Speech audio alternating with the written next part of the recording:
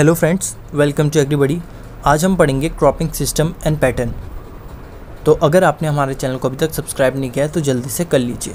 यह है अरुण कातन का chapter number 2 cropping system and pattern. तो स्टार्ट करते हैं शिफ्टिंग कल्टीवेशन के साथ। शिफ्टिंग कल्टीवेशन में फॉरेस्ट लैंड को क्लियर करते हैं और कल्टीवेट करते हैं। क्लियर कैसे करते हैं? क्लियर करने के लिए हम जो भी वहाँ पे वेस्ट मटेरियल होता है या वेजिटेशन होती है उसे बर्न करते हैं। बर्न करने से क्या होता है? सॉइल की फर्टिलिटी इंक्रीज़ होती है। इंक्रीज़ करने के बाद हम वहाँ पे कल्टीवेशन करते हैं। कल्टीवेशन जैसे राइस क्रॉप है उसका कल्टीवेशन किया, हम करते रहेंगे जब तक कि सॉइल की प्रोडक्टिविटी लॉस ना हो जाए। फिर हम दूसरी लैंड में शिफ्ट कर जाएंगे। जब वहाँ पे सॉइल की प्रोडक्टिविटी लॉस हो जाएगी तो हम लैंड में शिफ्ट कर जाएंगे। यहाँ पे क्रॉप जो है वो सेम है बट जो लैंड का रोटेशन हो रहा है। Crop is fixed but land is rotation, land का रोटेशन हो रहा है। तो इसे हम कहते हैं shifting cultivation, land rotation, zooming, slash and burn method, और भी बहुत सारे नाम इसके लाइक पोडू, धोबी, कोमान, बेवार। तो ये सब जो है नाम है शिफ्टिंग कल्टीवेशन के। शिफ्टिंग कल्टीवेशन क्या करता है? कॉजेज सॉइल इरोजन और मेनली प्रैक्टिस होता है northern eastern state of India, Chota Nagpur plateau of Jharkhand, MP और हिली एरियाज़ में। अगर हम बात करें व्हाट इज़ टोंगिया सिस्टम, तो टोंगिया सिस्टम क्या है? मॉडिफिकेशन है शिफ्टिंग कल्टीवेशन का। टोंग का मतलब हिल होता है और या का मतलब कल्टीवेशन होता है।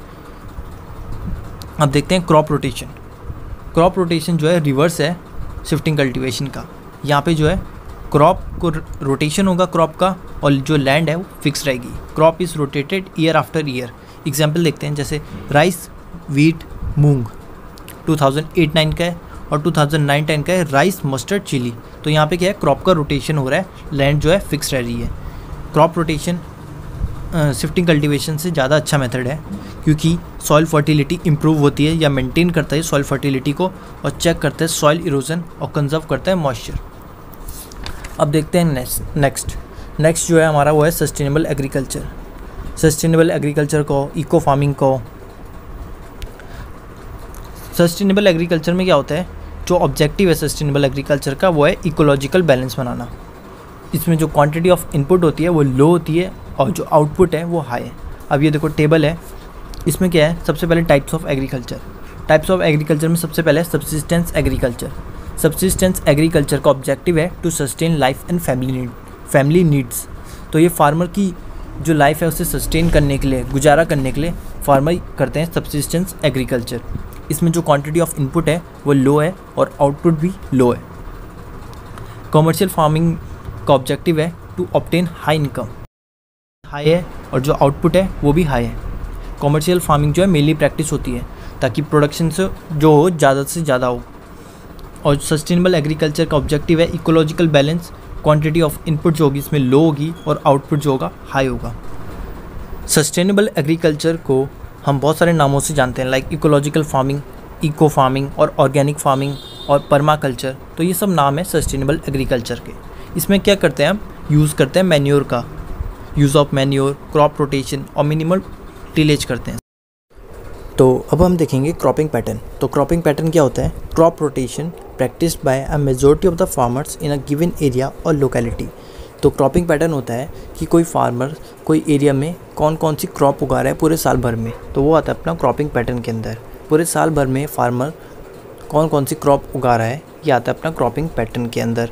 या कितने हिस्से में कौन सी क्रॉप है, कौन सी क्रॉप के अंडर कितना हिस्सा है, वो भी आता है अपना क्रॉपिंग पैटर्न। तो ये सब है जो है क्रॉपिंग पैटर्न के अंदर आता है। अब देखते हैं हम क्रॉपिंग सिस्टम। क्रॉपिंग सिस्टम क्या होता है? क्रॉपिंग पैटर्न प्लस मैनेजमेंट होता है क्रॉपिंग सिस्टम। क्रॉपिंग पैटर्न आपको बता ही दिया कि पूरे साल भर में फार्मर कौन कौन सी क्रॉप उगा रहा है। जैसे खरीफ में उगाएगा वो राइस, रबी में उगाएगा वो वीट। तो ये सब जो है क्रॉपिंग पैटर्न है उसका। अब क्रॉपिंग सिस्टम क्या है? Cropping pattern plus management. अब मैनेज करना, मैनेज किसका करना? सॉइल मैनेजमेंट करना, टिलेज, मैन्योरिंग, इरिगेशन। तो उन सब का मैनेजमेंट आता है अपना क्रॉपिंग सिस्टम के अंदर। तो क्रॉपिंग सिस्टम क्या होता है? Cropping pattern plus management. अब हम देखते हैं फार्मिंग सिस्टम। तो फार्मिंग सिस्टम होता है combination of farm enterprises like cropping system, livestock, poultry, fishes, forestry और भी जो सारी मीन्स होते हैं जो फार्मर्स की इनकम बढ़ाए। ये सब आता है अपना फार्मिंग सिस्टम के अंदर, जिसमें कॉम्बिनेशन ऑफ फार्म इंटरप्राइजेज है। अब देखते हैं मिक्स्ड फार्मिंग। मिक्स्ड फार्मिंग में भी यही है कि जो crop production, livestock, poultry, beekeeping, ये सब फार्म इंटरप्राइजेज जो भी, पर इसका जो मोटिव है वो अलग है। इसका मोटिव है to sustain and satisfy the needs of farmer. तो मिक्स्ड फार्मिंग और फार्मिंग सिस्टम में ये डिफरेंस है कि मिक्स्ड फार्मिंग का जो मेन ऑब्जेक्टिव है वो है सब्सिस्टेंस, कि फार्मर्स की नीड को सेटिस्फाई करना। इसमें भी वही सब फार्म इंटरप्राइजेज हैं, लाइव स्टॉक है, पोल्ट्री है, फिशेज है, बी कीपिंग है, बस इसका जो मोटिव है मिक्स्ड फार्मिंग का वो है सब्सिस्टेंस। तो क्रॉपिंग स्कीम क्या है? क्रॉपिंग स्कीम है एक plan according to which crop are raised on an individual plot so that we can get maximum benefit from the crop without affecting the soil fertility। तो इसमें क्या करते हैं, हम एक प्लान बनाते हैं ताकि हम अपनी क्रॉप को रेज कर सकें और उससे मैक्सिमम बेनिफिट ले सकें और उसकी जो सॉइल फर्टिलिटी हो वो भी डिक्रीज़ ना हो। तो इसमें हम देखते हैं कि हमें कितने लेबर्स चाहिए या कितना कैपिटल चाहिए या प्राइस का रिलेशन क्रॉप के साथ, ताकि जो हमें क्रॉप से मैक्सिमम बेनिफिट मिल सके या मैक्सिमम रिटर्न मिल सके। तो वो आता है अपना क्रॉपिंग स्कीम के अंदर। अब देखते हैं हम सोल क्रॉपिंग। तो सोल क्रॉपिंग क्या होता है? एक जगह में एक ही बार में एक ही वैरायटी की खेती करना, उसे कहते हैं हम सोल क्रॉपिंग। एक ही जगह में एक ही बार में एक ही वैरायटी की खेती करना। It is defined as cultivation of one crop variety alone in pure stands at normal density in a certain time and place. तो सोल क्रॉपिंग जो है अपोजिट है इंटर क्रॉपिंग का। इसमें क्या करते हैं, हम एक ही जगह में एक ही बार में एक ही वैरायटी की खेती करते हैं। सपोज़ कोई फील्ड है, वहाँ पे अगर हमने पूरे फील्ड में शुगर केन ही उगाया तो उसे कहेंगे हम सोल क्रॉपिंग, क्योंकि हमने एक ही क्रॉप उगाई और एक ही वैरायटी उगा रहे हैं, तो उसे कहते हैं हम सोल क्रॉपिंग। एक ही जगह में एक ही बार में एक ही वैरायटी की खेती करना, याद रखना ये, इसे कहते हैं हम सोल क्रॉपिंग या सॉलिड प्लांटिंग।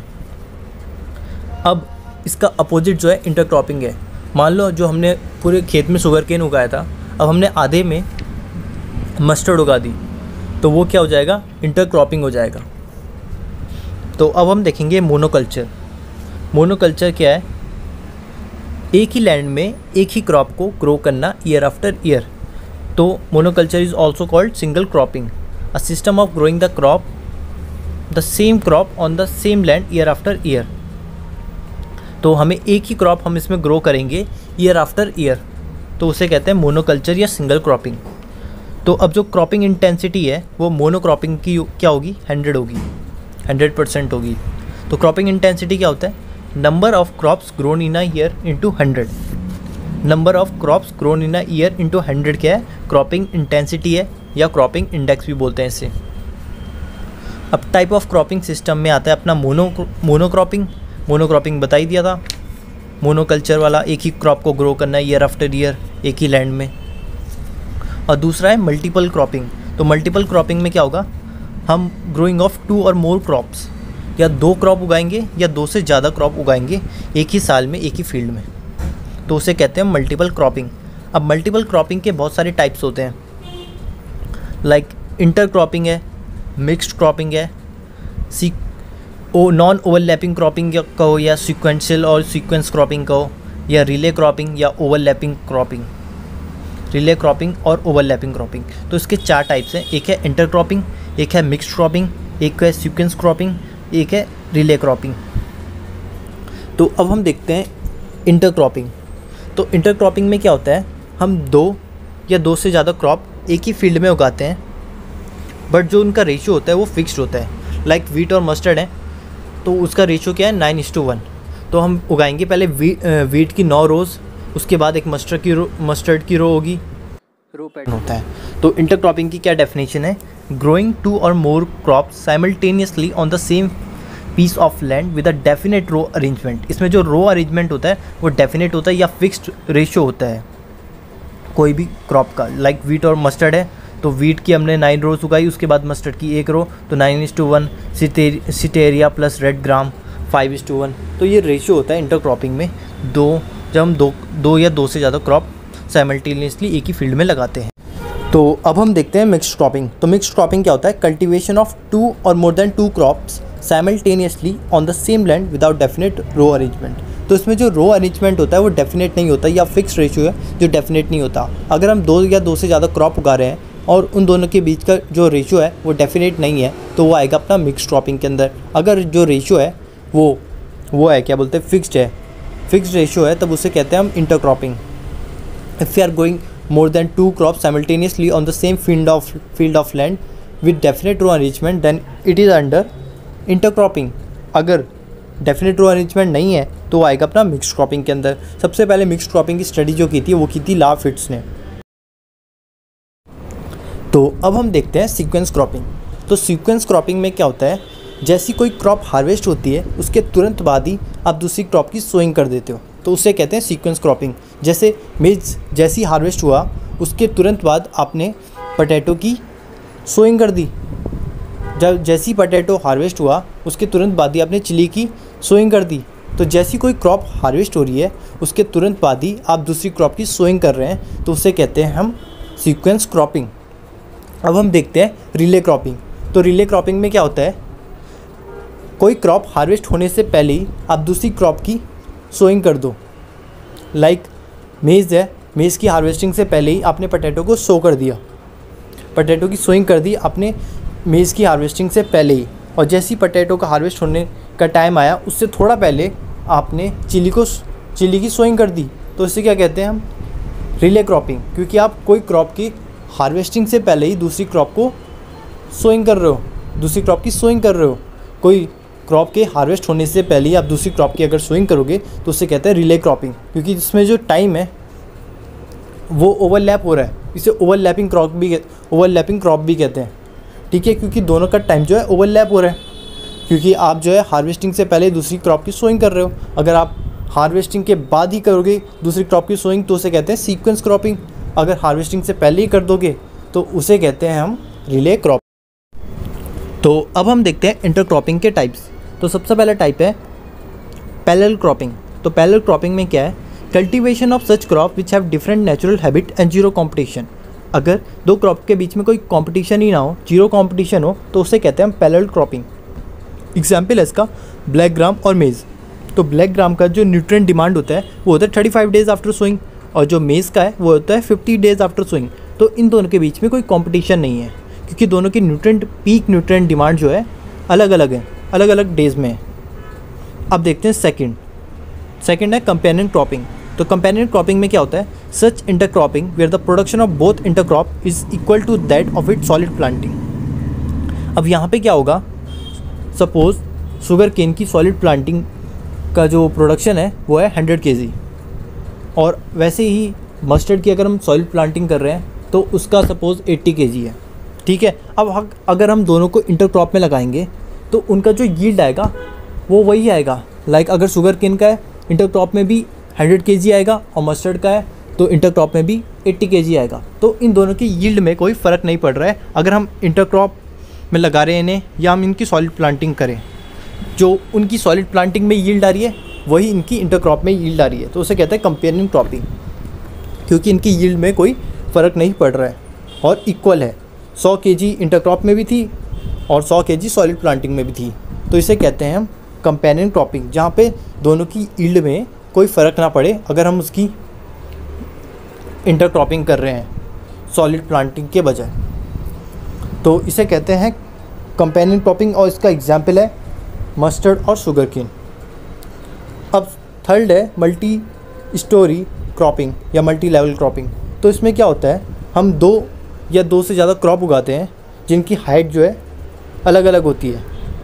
साइमल्टेनियसली हम 2 या 2 से ज़्यादा क्रॉप लगाते हैं जिनकी हाइट जो है अलग अलग होती है, तो इसे कहते हैं मल्टी लेवल क्रॉपिंग। एग्जाम्पल है sugarcane plus mustard plus onion.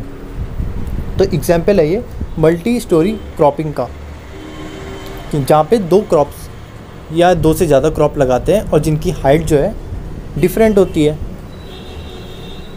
अब देखते हैं सिनर्जेटिक क्रॉपिंग। सिनर्जेटिक क्रॉपिंग में क्या होता है, yield of both crops are higher than of their pure crops on unit area basis. अब मैंने आपको एग्जाम्पल दिया था शुगर केन वाला।